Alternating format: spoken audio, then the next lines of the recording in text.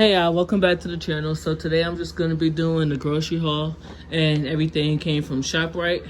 So I guess I'm going to start over here. So first I have these, I think it's a 12 pack.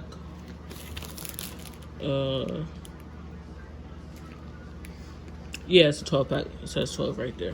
Alright, so I have 2 of these 12 packs of the flour tortilla chips.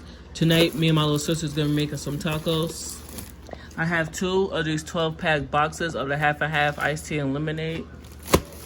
Right here, I have some tropical punch, pink lemonade.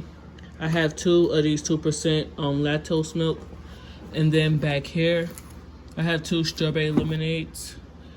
And then I have 2 berry punch. And then I have 1 fruit punch. And then right here I have 2 of these taco blend cheeses. It comes with cheddar cheese, jack cheese, and taco seasoning. I have 1 of these things of the country crock. I think this is margarine. I'm not 100% sure. Yeah, this little thing costs $4. I think $4 or $5 for this little thing. Like, really?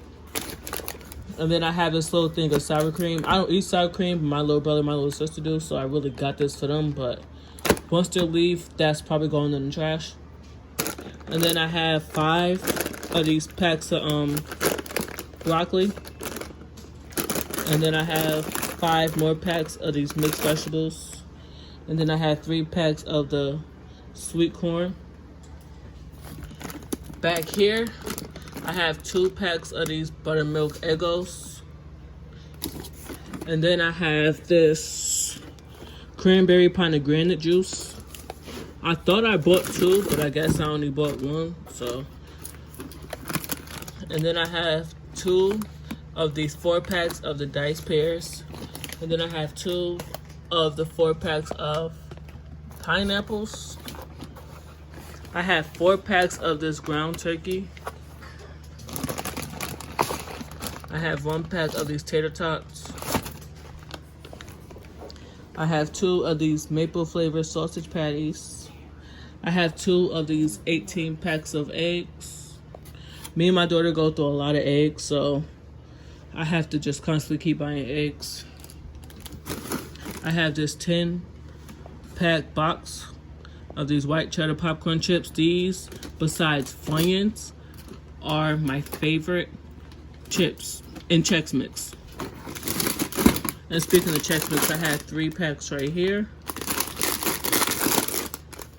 In middle of the night, I'd be hungry, so I need something to snack on. I only have 1 of these thing of graham crackers. I have 2 packs of spinach so I can make a salad. I have a container of grapes. I have a pineapple. I have 2 of these 18 packs of buttermilk pancakes.